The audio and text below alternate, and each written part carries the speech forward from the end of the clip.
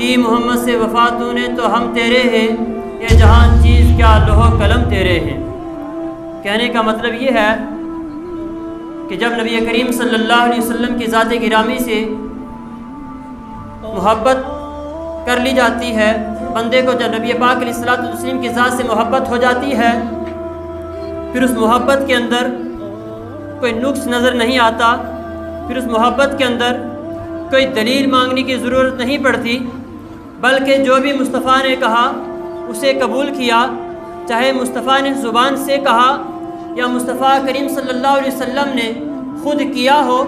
جو بھی کیا عاشق نے اسے قبول کر لیا، اور قبول کرنے کے بعد پھر دنیا میں اسے مقام کیا ملتا ہے، جہاں پر جاتا ہے چاہے غیر بھی ہوگا اپنا بھی ہوگا، وہ یہی کہے گا کہ محمد سے وفا تو نے تو ہم تیرے ہیں، یہ جہاں چیز کیا لوح قلم سب کچھ تیرا ہے۔ پتہ یہ چلا دنیا میں جو کچھ بھی ملتا ہے محبت رسول کی وجہ سے ملتا ہے۔ جب بندے کے دل کے اندر محبت رسول پیدا ہوتی ہے پھر انسان دنیا میں بھی کامیاب ہوتا ہے اور آخرت میں بھی اس کی منزلیں کامیابی کی طرف رواں دواں ہوتی ہیں۔ رب فرماتا ہے قل ان کنتم تحبون اللہ، تم فرما دیجئے کہ مجھ سے محبت کرو، جو مجھ سے محبت کرتے ہیں، جو مجھ سے محبت کرتے ہیں تو محمد عربی صلی اللہ علیہ وسلم سے بھی محبت کرو۔ جب تمہاری محبت محمد عربی صلی اللہ علیہ وسلم سے محبت ہو جائے گی، جب تم محمد عربی صلی اللہ علیہ وسلم کو جان و مال سے زیادہ عزیز جان لو گے تو رب فرماتا ہے پھر تمہارے گناہوں کو بھی معاف فرما دوں گا، پھر تمہاری بخشش بھی کر دوں گا۔ کہ دنیا میں اگر کسی چیز سے محبت کی جاتی ہے پھر اس کے اندر نقص نہیں تلاش کیا جاتا، پھر اس کے اندر کوئی عیب نہیں تلاش کیا جاتا۔ ہم تو محمد عربی صلی اللہ علیہ وسلم سے محبت کرتے ہیں، پھر ان کے اندر نقص بھی تلاش کرتے ہیں، پھر عیب بھی تلاش کرتے ہیں، کبھی ان کے علم غیب پر اعتراض کر لیتے ہیں، کبھی ان کے حاضر و ناظر ہونے پر اعتراض کر لیتے ہیں، کبھی ان کے بشر اور نور کے ہونے پر اعتراض کر لیتے ہیں، کبھی کسی معاملہ پر اعتراض کر لیتے ہیں، کبھی ان کے میلاد کے تعلق سے اعتراض کر لیتے ہیں۔ وہ محبت ہے تو نبی کریم صلی اللہ علیہ وسلم کی ذات سے جب محبت کی جاتی ہے پھر میلاد پر اعتراض نہیں کیا جاتا، جب محبت کی جاتی ہے پھر ان کے علم غیب پر اعتراض نہیں کیا جاتا، پھر جب محبت کی جاتی ہے پھر ان کے حاضر و ناظر ہونے پر اعتراض نہیں کیا جاتا۔ جب یہ اعتراض کیے جاتے ہیں تو معلوم یہ ہوتا ہے کہ اس کے دل کے اندر محمد عربی صلی اللہ علیہ وسلم سے جو محبت ہے وہ محبت پکی محبت نہیں ہے، وہ محبت سچی محبت نہیں ہے، بلکہ اس کی محبت کے اندر نقص ہے، اس لیے وہ محمد عربی کی ذات کے اندر بھی نقص تلاش کرتا ہے۔ تو جب محمد عربی صلی اللہ علیہ وسلم کے ساتھ محبت کی جاتی ہے پھر یہ سارے کے سارے پھر جو رب نے فرمایا، جو صحابہ کرام نے فرمایا، جو قرآن و حدیث کہتی ہے پھر اسے قبول کر لیا جاتا ہے۔ حضرت ابوبکر صدیق جو غار میں بھی حضور صلی اللہ علیہ وسلم کے ساتھ ہیں، سفر میں بھی حضور صلی اللہ علیہ وسلم کے ساتھ ہیں، حضر میں بھی رسول پاک صلی اللہ علیہ وسلم کے ساتھ ہیں، مسجد میں ہوں تو حضور صلی اللہ علیہ وسلم کے ساتھ ہیں، جنگ میں ہوں تو حضور صلی اللہ علیہ وسلم کے ساتھ ہیں، مگر ایک مقام پر جب مکہ کے اندر مسلمانوں کی تعداد 39 ہوئی، حضرت ابوبکر صدیق رضی اللہ تعالیٰ بھی 39 کی تعداد میں شامل ہے۔ حضرت ابوبکر صدیق رضی اللہ تعالیٰ نے ارشاد فرمایا یا رسول اللہ صلی اللہ علیہ وسلم میں دین کی دعوت دینا چاہتا ہوں، میں دین کی تبلیغ کرنا چاہتا ہوں۔ حضور صلی اللہ علیہ وسلم نے حضرت ابوبکر صدیق رضی اللہ تعالیٰ کو اجازت فرمائی کیا صدیق اکبر آپ چلے جائیں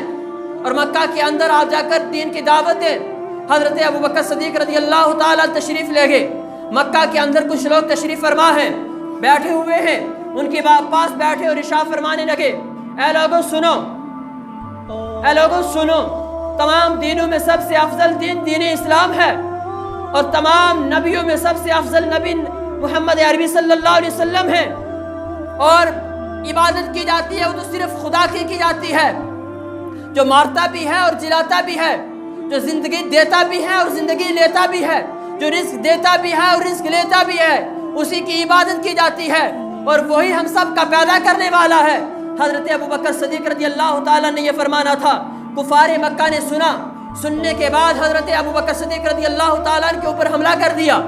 جب حضرت ابوبکر صدیق رضی اللہ تعالیٰ کے اوپر حملہ کیا، حضرت ابوبکر صدیق رضی اللہ تعالیٰ بے ہوش پڑ گئے۔ جب بے ہوشی کے عالم میں حضرت ابوبکر صدیق کے والد نے جب اٹھایا لے کر گھر گئے، گھر لینے کے بعد حضرت ابوبکر صدیق رضی اللہ تعالیٰ کو بھی ہوش آتا ہے۔ ہوش آنے کے بعد حضرت ابوبکر صدیق کی والدہ تشریف فرما ہے۔ والدہ نے پوچھا ہے بیٹے آپ کی صحت کیسی ہے؟ حضرت ابوبکر صدیق کی زبان سے ایک جملہ جاری ہوتا ہے اے میری والدہ میری صحت کیسی ہے مجھے یہ مت پوچھو، مجھے یہ بتاؤ میرے محبوب کا عالم کیا ہے۔ سبحان اللہ، میرے محبوب کیسے ہیں، میرے حبیب کیسے ہیں جن سے میں محبت کرتا ہوں۔ یہ فرمانا تھا۔ حضرت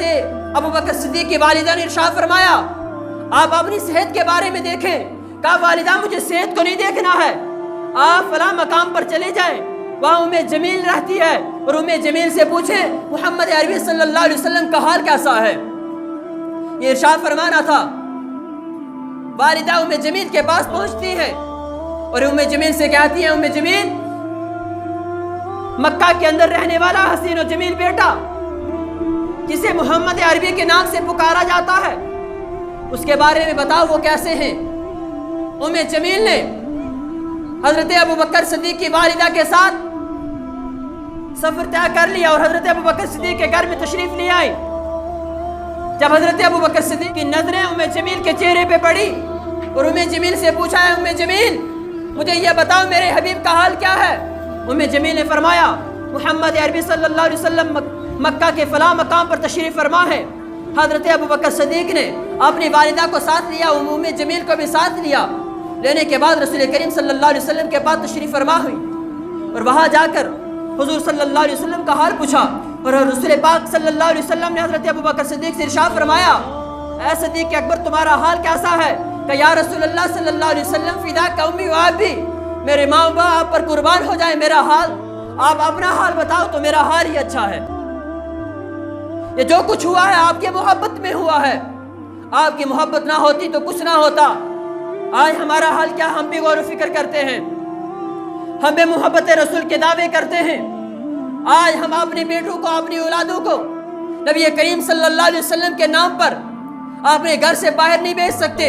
پھر دعویٰ ہوتا محبت رسول کا۔ ہم اپنی اولادوں کو رسول کریم صلی اللہ علیہ وسلم کے نام کے محفلوں میں نہیں بھیج سکتے، پھر دعویٰ ہوتا محبت رسول کا۔ پھر صحابہ کرام کہ رسول کریم صلی اللہ علیہ وسلم جب پکارتے انہیں کہ آپ کو فلاں مقام پر چلنا ہے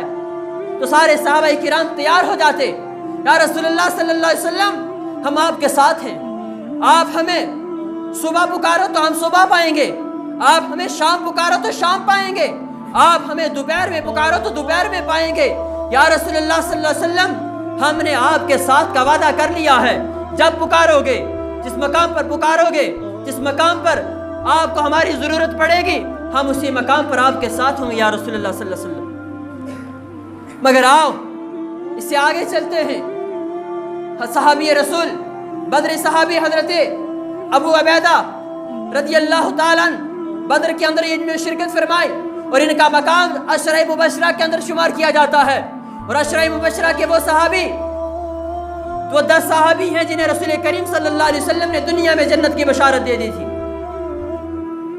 حضرت ابو عبیدہ رضی اللہ تعالیٰ عنہ رسول کریم صلی اللہ علیہ وسلم کی بارگاہ سے واپس گھر میں تشریف لے گئے۔ گھر میں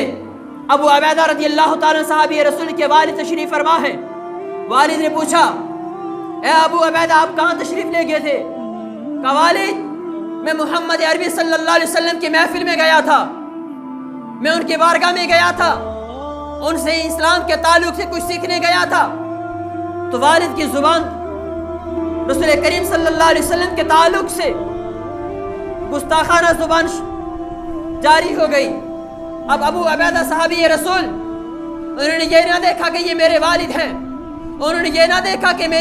میرے مجھے پالنے والے یہ میرے والد ہیں، انہوں نے یہ نہ دیکھا کہ مجھے مال و دولت دینے والے میرے یہ والد ہیں، بلکہ یہ دیکھا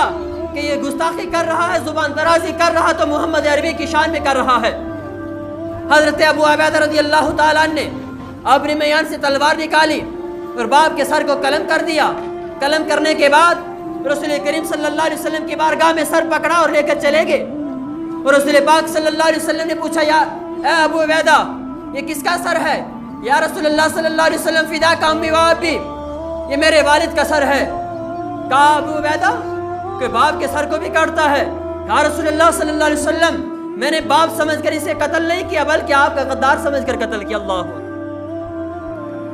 اب رسول کریم صلی اللہ علیہ وسلم نے ارشاد فرمایا